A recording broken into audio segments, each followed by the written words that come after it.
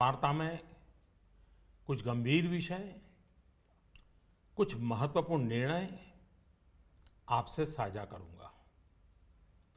आपको ध्यान होगा कि जब आपने 2014 मई में हमें जिम्मेदारी सौंपी थी, तब विश्व की अर्थव्यवस्था में ब्रिक्स के संबंध में यह आम चर्चा थी कि ब्रिक्स में जो आई अक्षर है, जो कि आई अक्षर इंडिया से जुड़ा हुआ है, लोग कहते थे कि ब्रिक्स में जो आई है वो लुढ़क रहा है।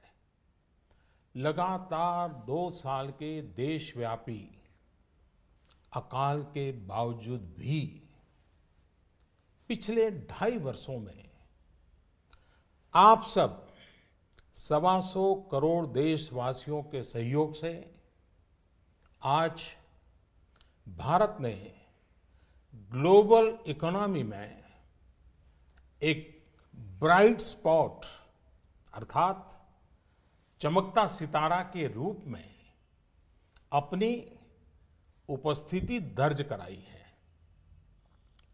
ऐसा नहीं है कि यह दावा हम कर रहे हैं, लेकिन यह आवाज इंटरनेशनल मॉनिटरी फंड IMF और वर्ल्ड बैंक से गूंज रही है। बहनों भाइयों, विकास की इस दौड़ में हमारा मूल मंत्र रहा है सबका साथ, सबका विकास। यह सरकार गरीबों को समर्पित है और समर्पित रहेगी। गरीबी के खिलाफ हमारी लड़ाई का मुख्य शस्त्र गरीबों का देश की अर्थव्यवस्था एवं संपन्नता में सक्रिय भागीदारी यानी गरीबों का सशक्तिकरण, गरीबों का एम्पावरमेंट।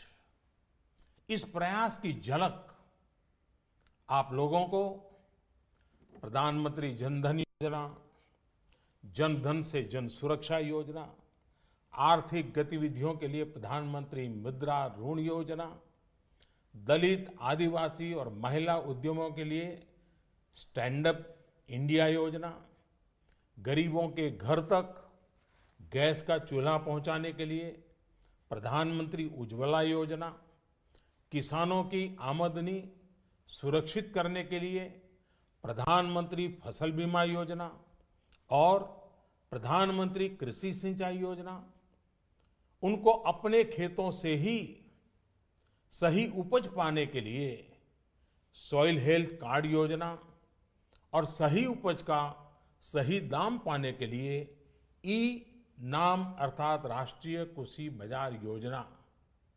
इन सब में ये साफ नजर आता है कि सरकार गांव, गरीब, किसान को समर्पित है। मेरे प्यारे देशवासियों, पिछले दशकों में हम ये अनुभव कर रहे हैं कि देश में भ्रष्टाचार और काला धन, इन बीमारियों ने अपनी जड़ें जमा ली है और देश से गरीबी हटाने में ये भ्रष्टाचार, ये काला धन, ये गोरखधंधे सबसे बड़ी बाधा है। एक तरफ तो विश्व में हम आर्थिक गति में तेजी से बढ़ने वाले देशों में सबसे आगे हैं, दूसरी तरफ भ्रष्टाचार की ग्लोबल रैंकिंग में 2 साल पहले भारत करीब करीब 100वें नंबर पे था। 2 वर्षों में अनेक कदम उठाए, ढेर सारे कदम उठाने के बावजूद भी अब हम 76वें नंबर पर पहुंच पाए। यह बात को दर्शाता का है कि भ्रष्टाचार का जाल कितने व्यापक रूप में देश में बिछा हुआ है। भ्रष्टाचार की बीमारी को कुछ वर्ग विशेष के लोगों ने अपने स्वार्थ के कारण फैला रखा है। गरीबों के हक को नजरअंदाज कर ये खुद फलते फूलते रहे हैं।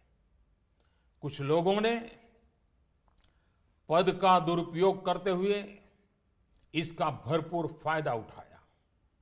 दूसरी तरफ ईमानदार लोगों ने इसके खिलाफ लड़ाई भी लड़ी है।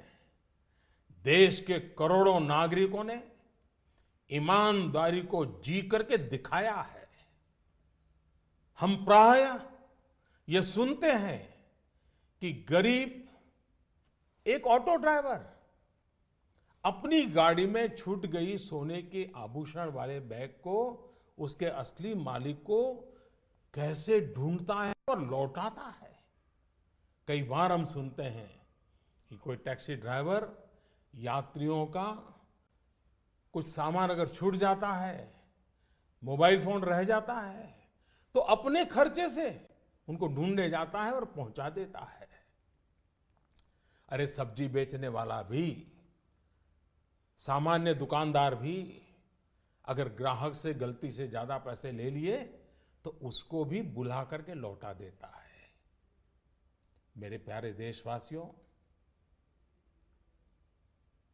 इस बात का ये सबूत है कि हिंदुस्तान का सामान्य से सामान्य नागरिक ईमानदार है।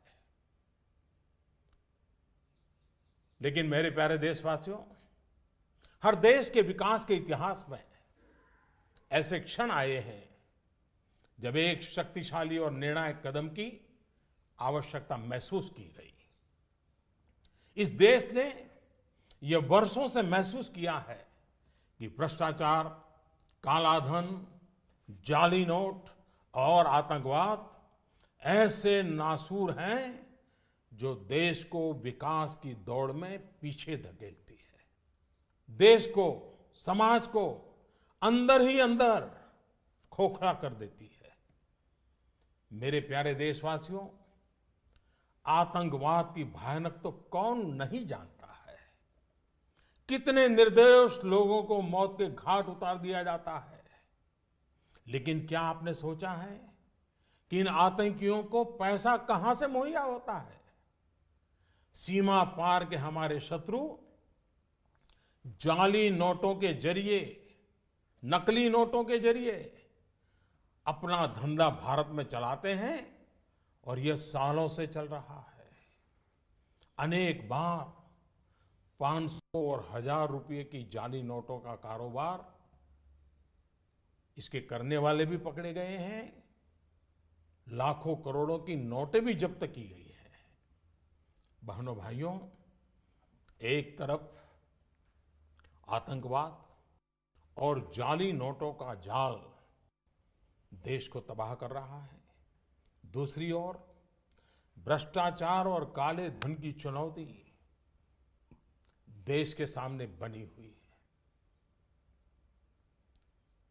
हमने कार्य संभालने के तुरंत बाद भ्रष्टाचार और काले धन के खिलाफ लड़ाई की शुरुआत करते हुए अनेक प्रभावी कदम उठाए।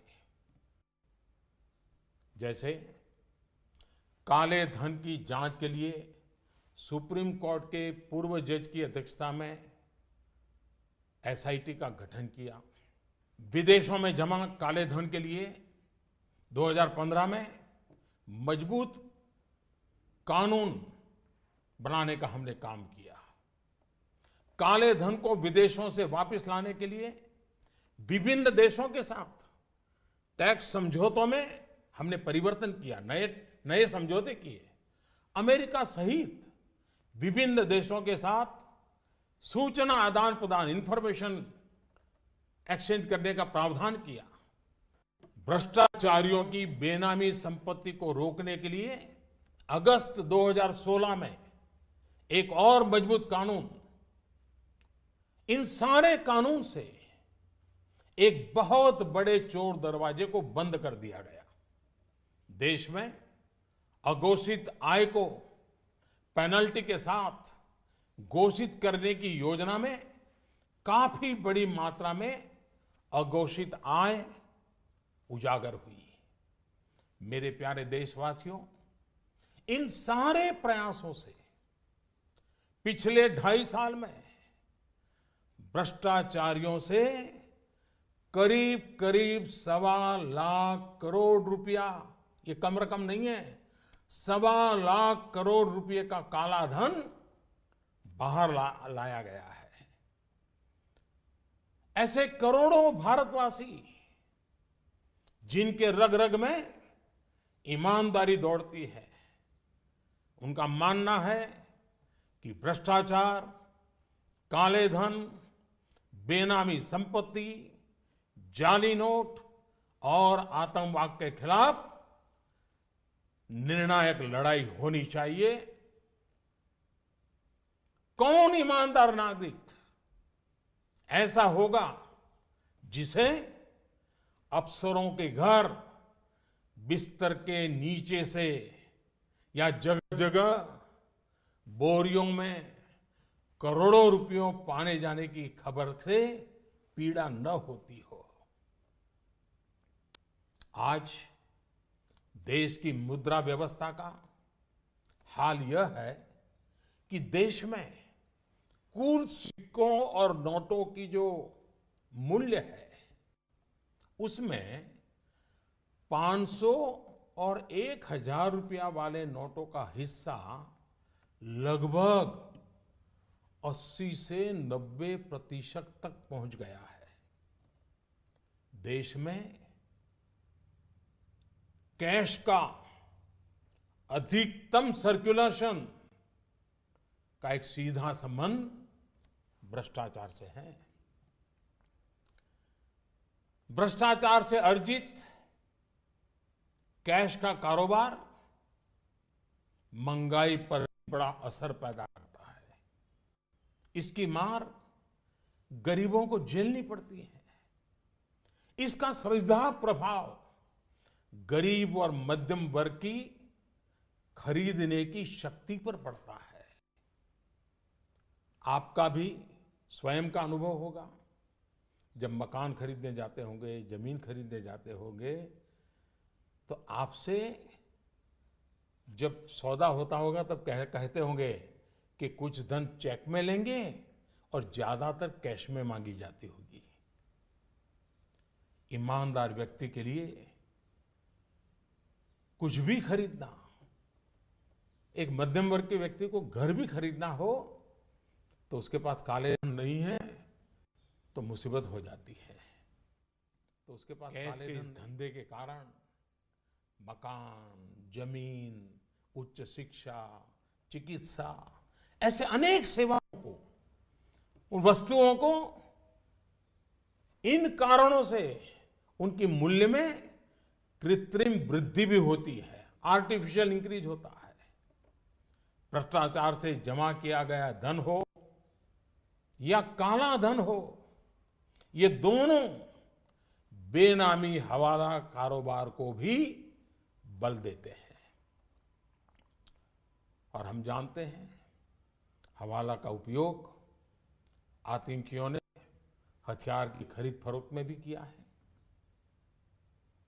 चुनावों में काले धन के प्रभाव की चर्चा ये कोई नई बात नहीं है, वर्षों से हो रही है।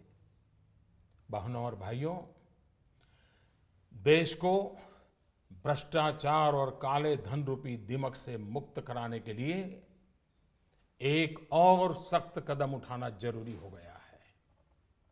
आज मध्यरात्रि यानी 8 नवंबर 2016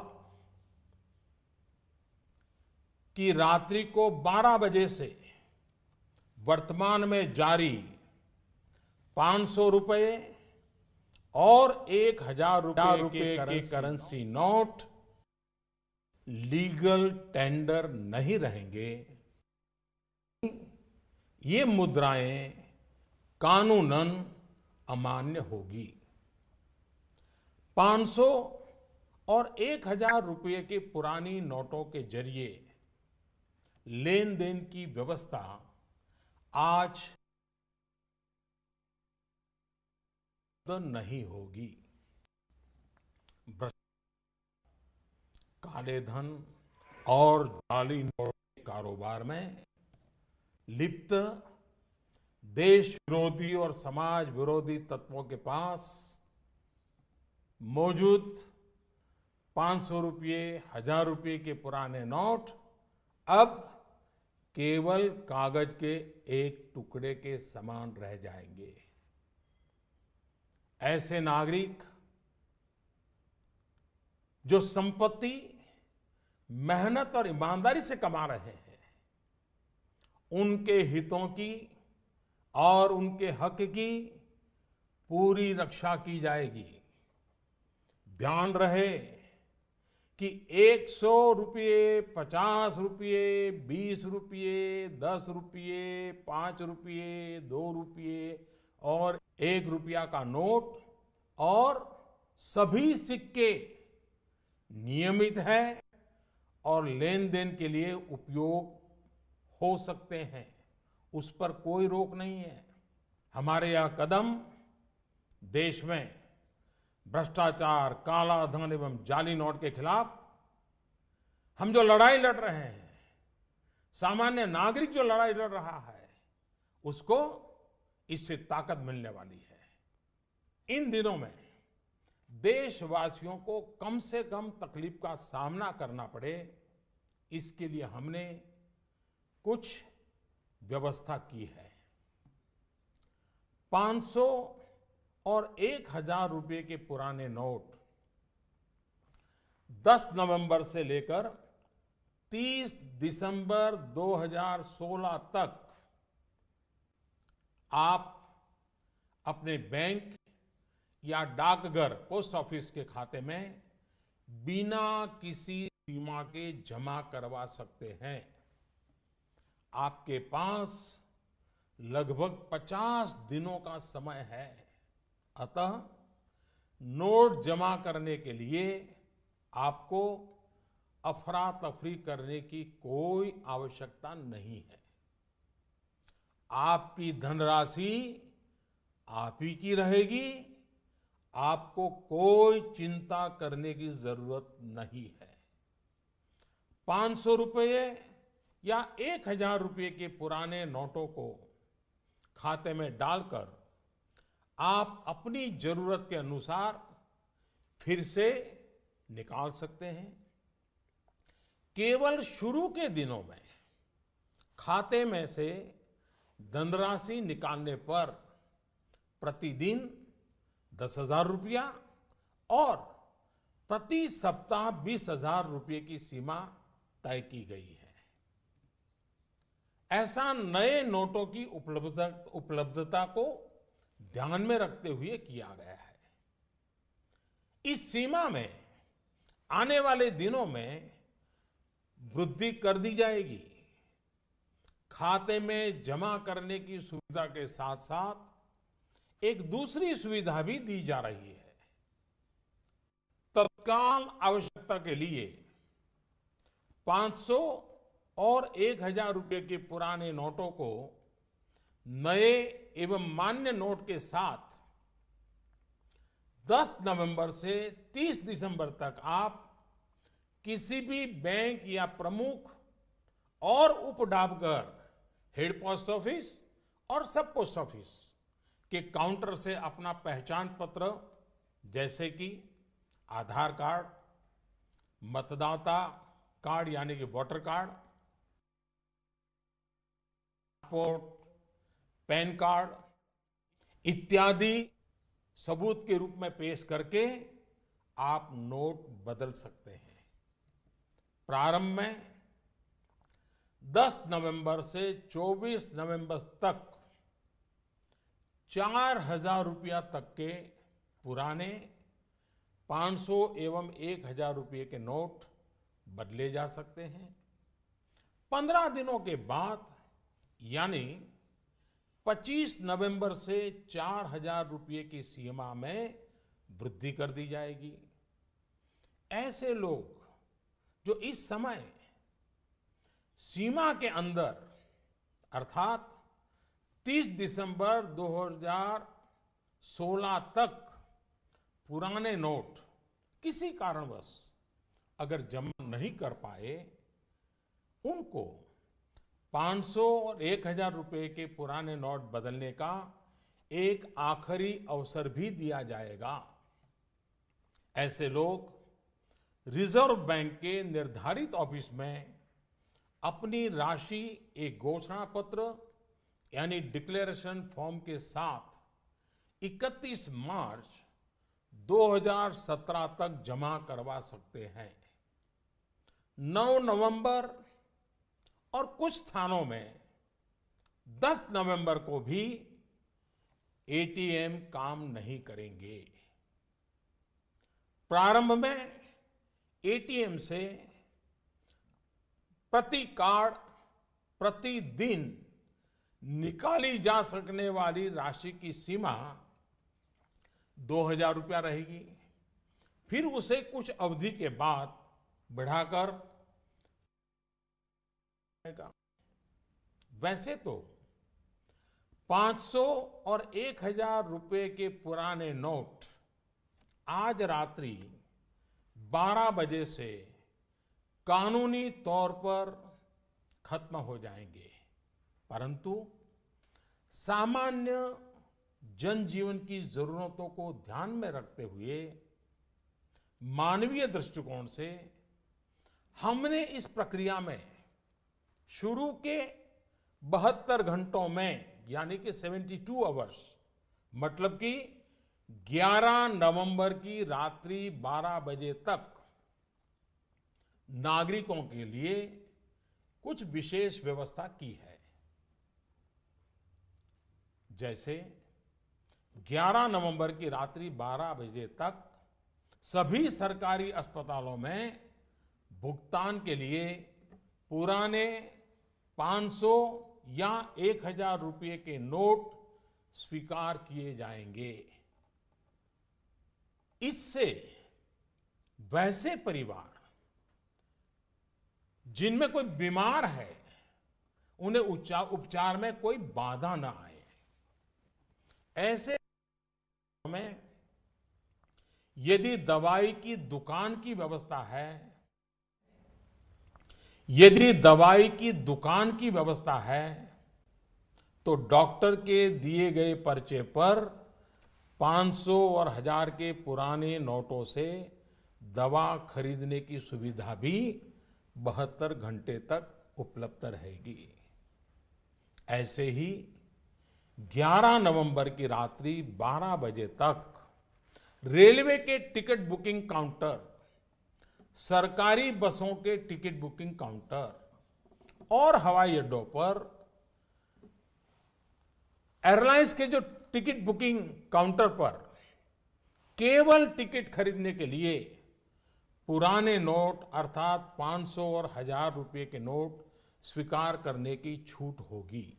ऐसा हमने उन परिवारों की जरूरतों को देखते हुए किया है जो इस समय यात्रा कर रहे होंगे।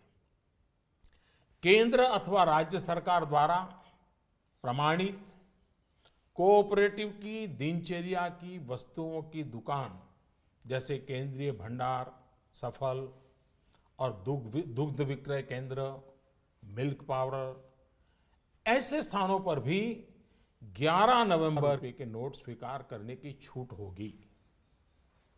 इस दौरान इन संस्थानों को प्रतिदिन अपने स्टॉक और बिक्री की सूचना रजिस्टर में रखनी होगी। सार्वजनिक क्षेत्र पब्लिक सेक्टर के पेट्रोल एवं CNG gas station, retail outlet, जहां पर पेट्रोल, डीजल और सीएनजी गैस की बिक्री के लिए भी 11 नवंबर की रात 12 बजे तक पुराने 500 और 1000 रुपये के नोट स्वीकार करने की छूट होगी। इस दौरान प्रतिदिन अपने स्टॉक और बिक्री की सूचना रजिस्टर में रखनी होगी।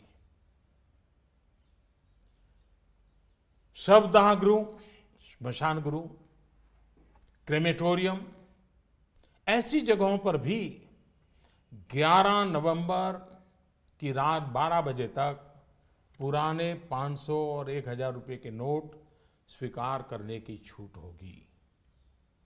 अंतर्राष्ट्रीय हवाई अड्डों पर विदेश से आ रहे या विदेश को जा रहे लोगों को अगर उनके पास पुराने 500 और 1000 के नोट है तो ऐसे नोटों की 5000 रुपया तक की राशि को नई एवं मान्य करेंसी नोटों से बदलने की सुविधा दी जाएगी।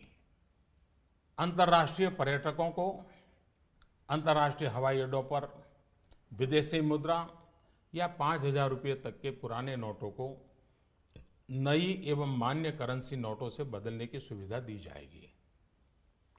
इन सारी सुविधाओं के अलावा मैं ये स्पष्ट करना चाहूंगा कि इस पूरी प्रक्रिया में नॉन कैश लेन देन में यानी चेक से पेमेंट हो, डिमांड ड्राफ्ट से पेमेंट हो, डेबिट या क्रेडिट कार्ड से पेमेंट हो अथवा इलेक्ट्रॉनिक फंड ट्रांसफर में कोई रुकावट नहीं आएगी। ये कारोबार पहले चलता था वैसा ही चालू रहेगा। इन सारे इंतजाम के बावजूद हमारे ईमानदार देशवासियों को अगर तकलीफ का सामना करना पड़ा तो अनुभव यह बताता है कि इस देश का सामान्य नागरिक देश की भलाई के लिए त्याग करने और कठिनाई सहने के लिए कभी भी पीछे नहीं रहता है।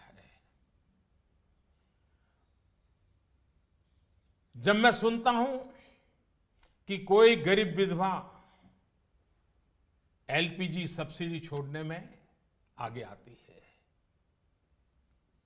यह त्याग एक रिटायर्ड स्कूल टीचर में भी पाया जाता है जब वो पेंशन से स्वच्छ भारत कोष में अपना योगदान देने को आगे आता है। जब हम ये सुनते हैं कि गरीब आदिवासी मां बकरी बेचकर शौचालय बनाने के लिए पैसे लगा देती है,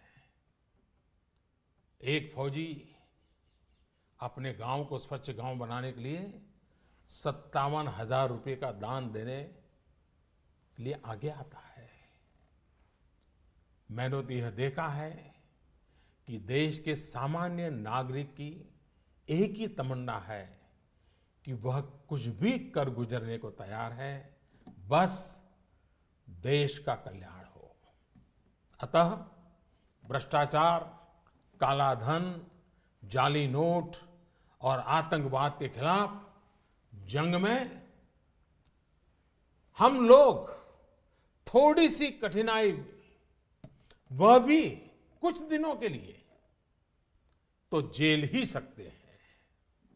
मेरा पूरा विश्वास है कि देश का प्रत्येक नागरिक भ्रष्टाचार के खिलाफ शुचिता के इस महायज्ञ में एकजुट होकर के, मिल करके खड़ा होगा।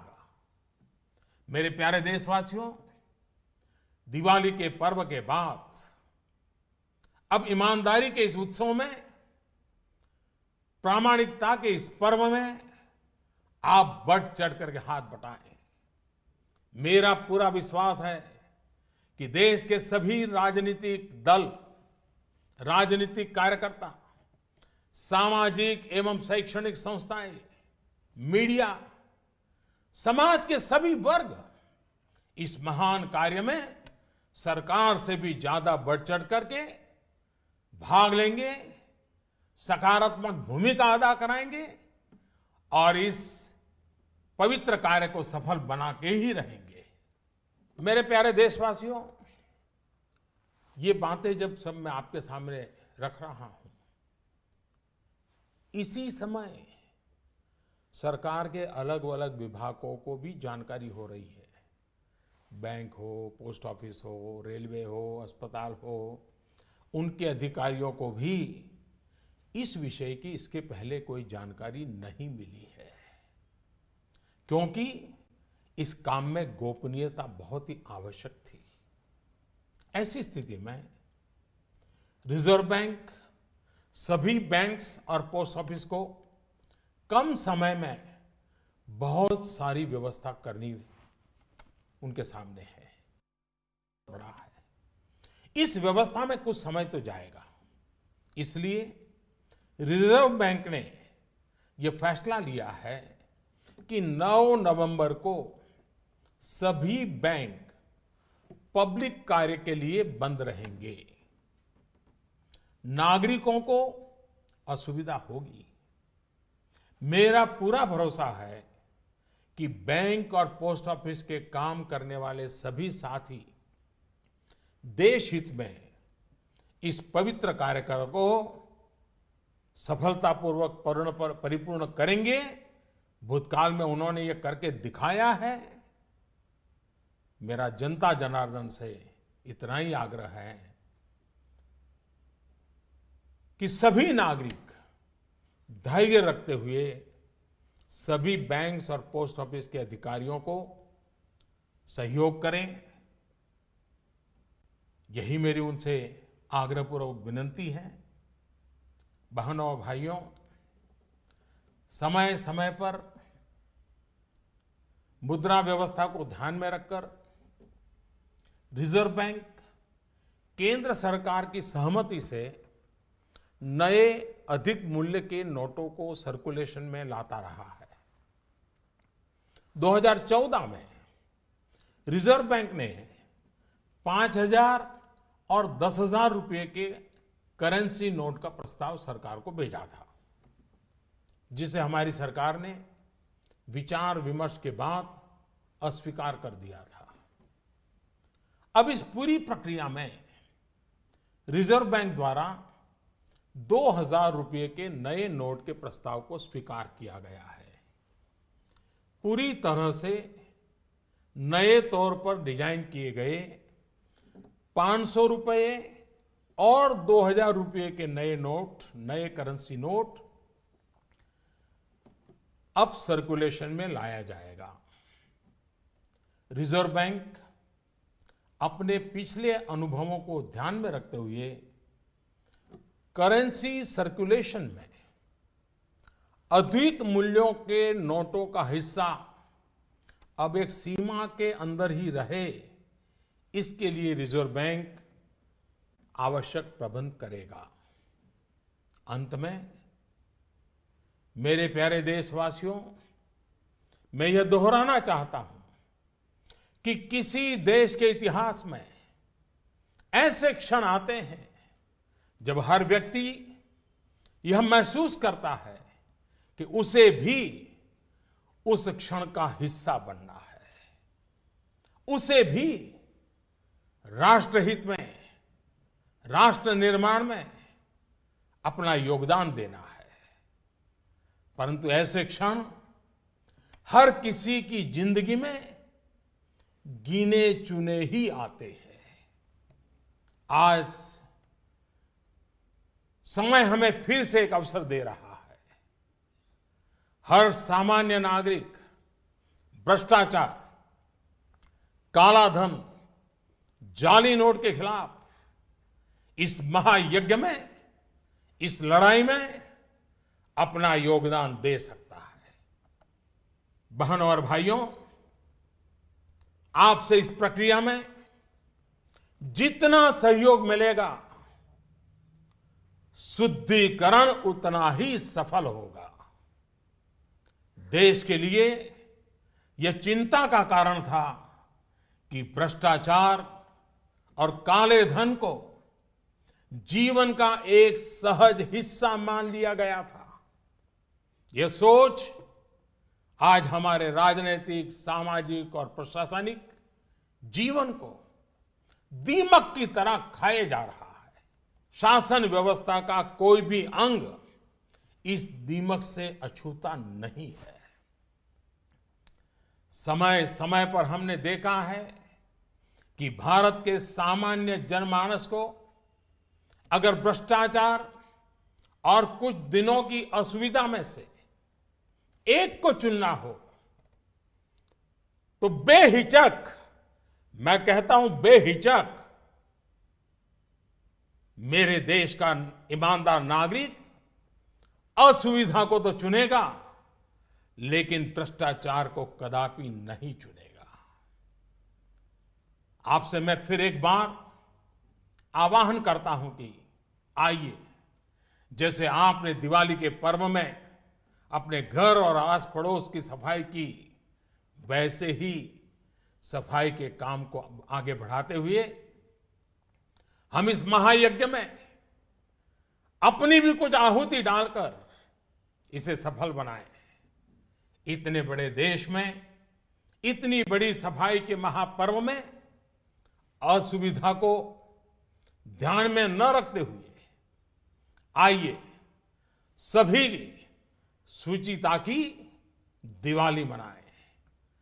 पूरे विश्व को भारत की इस ईमानदारी का उत्सव दिखाएं। पूरे देश में प्रामाणिकता का पर्व मनाएं, जिससे भ्रष्टाचार पर लगाम लग सके, काले धन पर नकेल कस सके, जाली नोटों का खेल खेलने वालों को नेस्त नाबूद कर सके, जिससे कि देश का धन गरीबों के काम आ सके। हर ईमानदार नागरिक को देश की संपन्नता में उसकी उचित हिस्सेदारी मिल सके, आने वाली पीढ़ी गर्व से अपना जीवन जी सके। मैं आप सबके सहयोग के लिए पूरे विश्वास के साथ 125 करोड़ देशवासियों की मदद से भ्रष्टाचार के खिलाफ इस लड़ाई को और आगे ले जाना चाहता हूं। मुझे विश्वास है आपका साथ, आपका सहयोग हमारी आने वाली पीढ़ियों के लिए प्रेरक बनेगा। मैं फिर एक बार आपका हृदय से बहुत बहुत आभार व्यक्त करता हूं। भारत माता की जय। मेरे प्यारे देशवासियों, I hope we ended the festive season of Diwali with joy and new hope. Today, I'll be speaking to you about some critical issues and important decisions. Today, I want to make a special request to all of you. You may recall that economic situation in May 2014, when you entrusted us with an honors responsibility. In the context of BRICS, it was being said that the eye in BRICS was shaky. Since then, we had 2 years of a severe drought. Yet, in the last 2.5 years, with the support of 125 crore Indians, India has become the bright spot in the global economy. It is not just we who are saying this. It is being stated by the International Monetary Fund and the World Bank. In this effort for development, our motto has been Sabka Saath, Sabka Vikas. We are with all citizens and for development of all citizens. This government is dedicated to the poor. It will remain dedicated to them. In our fight against poverty, our main thrust has been to empower the poor and make them active participants in the benefits of economic progress.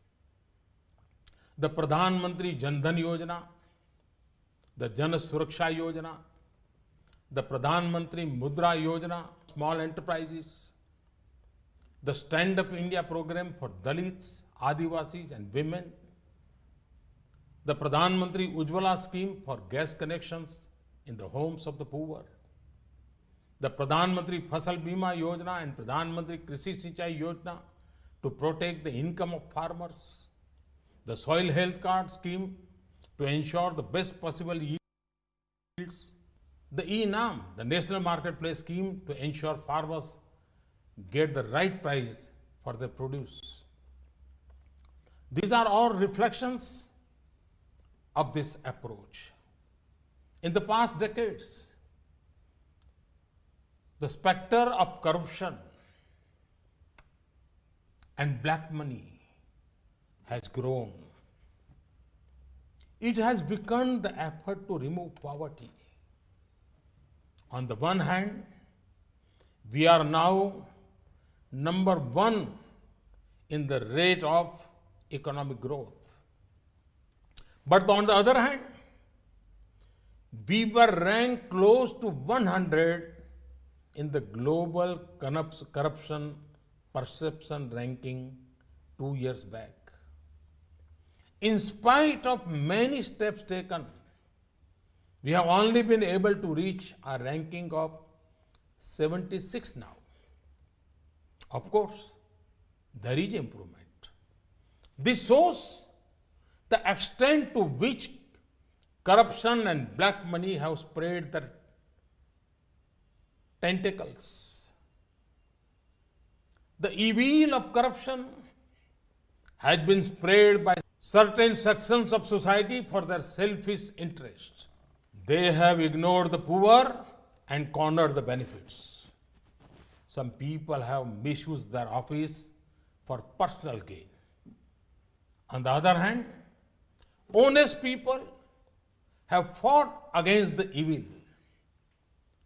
Crores of common men and women have lived this life with integrity.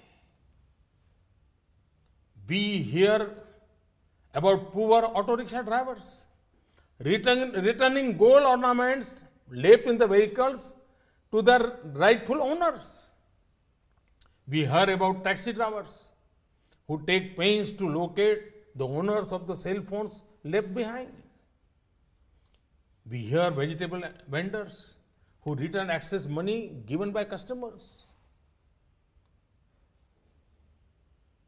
There comes a time in the history of country's development when a need is felt for a strong and decisive step.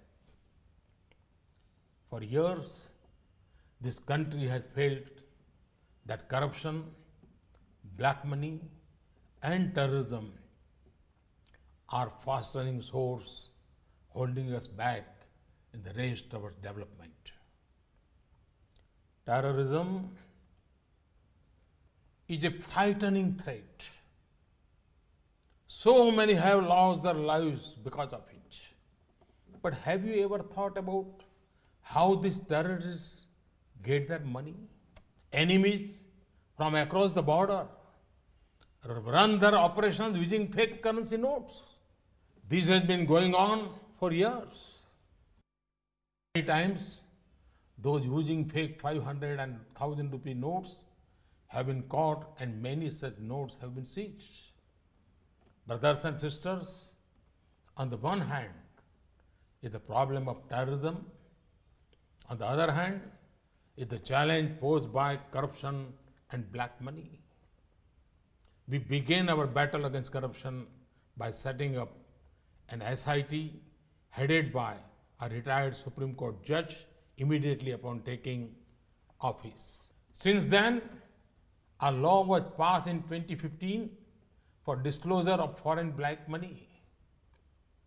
Agreements with many countries, including the USA, have been made to add provisions for sharing banking information. A strict law has come into force from August 2016 to curb Benami transactions, which are used to deploy black money earned through corruption. A scheme was introduced for declaring black money after paying a steep penalty. My dear countrymen, through all these efforts, in the last 2.5 years, we have brought into the open nearly 1,25,000 crore rupees. It's not a small amount. 1,25,000 crore rupees of black money belonging to the corrupt. Honest citizens want this fight against corruption, black money, benami property, terrorism, and counterfeiting to continue. Which honest citizen would not be pained by reports of crores worth of currency notes stashed under the beds of government officers? Or by reports of cash found in gunny bags? The magnitude of cash circulation is directly linked to the inflation become worse through the deployment of cash earned in corrupt ways. The poor have to bear the brunt of this. It had direct effect on purchasing power of the poor and the middle class. You may yourself have experience when buying land or a house, that part from the amount paid by check, a large amount is demanded in cash.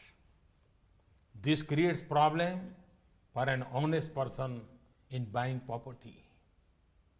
The misuse of cash has led to artificial increase in the cost of goods and services like houses, land, higher education, healthcare, so on. High circulation of cash also strengthens the Hawala trade, which is directly connected to black money and illegal trade in weapons. Debate on the role of black money in elections has been going on for years. Brothers and sisters, to break the grip of corruption and black money, we have decided that the 500 rupee and 1000 rupee currency notes presently in use will no longer be legal tender from midnight to night, that is 8th November 2016. This means that these notes will not be acceptable for transaction from midnight onwards. The 500 and 1000 rupee notes hoarded by anti-national and anti-social elements will become just worthless piece of paper. The rights and the interests of honest, hard-working people will be fully protected. Let me assure you, the notes of 100, 50 rupees, 20 rupees, 10 rupees, 5 rupees, 2 rupees, and 1 rupees, and all coins will remain legal tender and will not be affected. This step will strengthen the hands of the common man in the fight against corruption, black money, and fake currency. To minimize the difficulties of citizens, in the coming days, several steps are being taken. Persons holding old notes of 500 or 1000 rupees can deposit these notes in their bank or post office account from 10th November till close of banking hour on 30th December 2016 without any limit. Thus, you will have 50 days to deposit your notes and there is no need for panic. Your money will remain yours. You need have no worry on this point. After depositing money in your account, you can draw it when you need it. Keeping in mind the supply of new notes in the first few days, there will be a limit of 10,000 rupees per day and 20,000 rupees per week. This limit will be increased in the coming days. Apart from depositing your notes in your bank account, another facility will also be there. For your immediate needs, you can go to any bank, head post office or sub post office. Show your identity proof like Aadhaar card, voter's card, ration card, passport, income tax, PAN card number, or other approved proofs, and exchange your old 500 or 1000 rupee notes for new notes. From 10th November till 24th November, the limit for such exchange will be 4,000 rupees. From 25th November till 30th December, the limit will be increased. There may be some who, for some reason, are not able to deposit their old 500s or 1000 rupees notes by 30th December 2016. They can go to specific office of the Reserve Bank of India up to 31st March 2017 and deposit the notes after submitting a declaration form. On 9th November, and in some places on 10th November also, ATM will not work. In the first few days, there will be a limit of 2,000 rupees per day per card. This will be raised to 4,000 rupees later. 500 and 1,000 rupees notes will not be legal tender from midnight. However, for humanitarian reasons, to reduce hardship to citizens, some special arrangements have been made for the first 72 hours, that is till midnight on 11th November. During this period, government hospitals will continue to accept 500 and 1,000 rupee notes for payment. This is for the benefit of those families whose members may be unwell.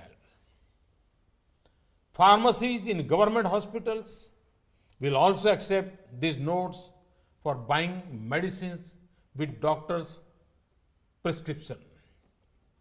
For 72 hours, till midnight on 11th November, railway ticket bookings counters, ticket counters of government buses, and airline ticket counters at airports will accept the old notes for purchase of tickets.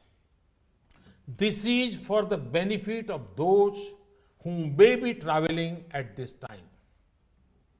For 72 hours, 500 and 1,000 rupees notes will be accepted also at petrol, diesel and CNG gas stations, authorized by public sector oil companies, consumer cooperative stores authorized by state or central government, milk booths authorized by state governments, crematoria and burial grounds. These outlets will have to keep proper records of stock and collections. Arrangements will be made at international airports for arriving and departing passengers who have 500 or 1,000 rupee notes for not more than 5,000 rupees to exchange them for new notes or other legal tender. One more thing I would like to mention. I want to stress that in this entire exercise, there is no restriction of any kind on non-cash payment by checks, demand drafts, debit or credit cards, and electronic fund transfer. Brothers and sisters, in spite of all these efforts, there may be temporary hardship to be faced by honest citizens. Experience tells us that ordinary citizens are always ready to make sacrifices and face difficulties for the benefit of the nation. I see that spirit when a poor widow gives up her LPG subsidy, when a retired school teacher contributes his pension to the Swachh Bharat mission, when a poor Adivasi mother sells her goats to build a toilet, when a soldier contributes 57,000 rupees to make his village clean. I have seen that the ordinary citizen had the determination to do anything if it will lead to the country's progress. So, in this fight against corruption, black money, fake currency, fake notes, and terrorism, in this movement for purifying our country, will our people not put up with difficulties for some days? Have full confidence that every citizen will stand up and participate in this Mahayagna. My dear countrymen, after the festivity of Diwali, now join the nation and extend your hand in this Imandari Ka Utsav. This Pramanikta Ka Parva, this celebration of integrity, this festival of credibility. I'm sure that all political parties, all governments, social services organizations, the media, and indeed all sections of society will take part in this with enthusiasm and make it a success. My dear countrymen, secrecy was essential. It is only now, as I speak to you, that various agencies like banks, post office, railways, hospitals, and others are being informed. The Reserve Bank, banks, and post offices have to make many arrangements at very short notice. Obviously, time will be needed.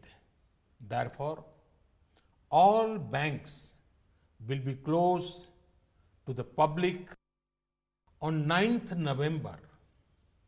This may cause some hardship to you. I have full faith that banks and post offices will successfully carry out this great task of national importance. However, I appeal to all of you to help the banks and post offices to meet this challenge with poise and determination.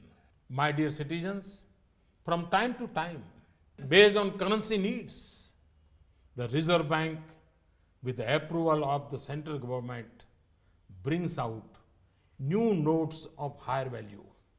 In 2014, the Reserve Bank sent a recommendation for issue of 5,000 and 10,000 rupee notes. After careful consideration, this was not accepted. Now, as part of this exercise, RBI's, Reserve Bank's recommendation to issue 2,000 rupees notes has been accepted. New notes of 500 rupees and 2,000 rupees with completely new design will be introduced. Based on past experience, the Reserve Bank will hereafter make arrangements to limit the share of high denomination notes in the total currency in circulation. In country's history, there come moments when every person feels he too should be the part of that moment, that he too should make his contribution to the country's progress.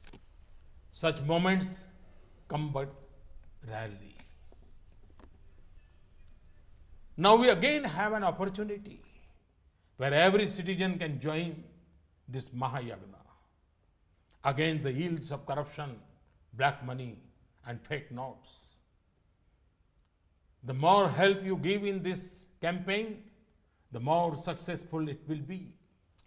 It has been a matter of concern for all us that corruption and black money tend to be accepted as a part of life. This type of thinking has afflicted our politics, our administration, and our society like an infestation of termites. None of our public institutions is free from these termites. Time and again, I've seen that when the average citizen has to choose between accepting dishonesty and bearing inconvenience, they always choose to put up with inconvenience. They will not support dishonesty.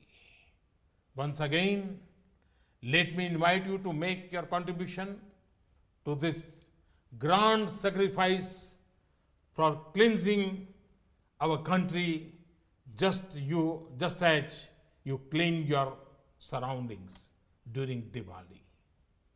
Let us ignore the temporary hardship. Let us join this festival of integrity and credibility. Let us enable coming generation to live their lives with dignity. Let us fight corruption and black money. Let us ensure that the nation's wealth benefits the poor. Let us enable law-abiding citizens to get their due share. I have confidence in 125 crore people of India. And I'm sure country will get success. Thank you very much. Thanks a lot. Namaskar. Bharat Mata ki Jai.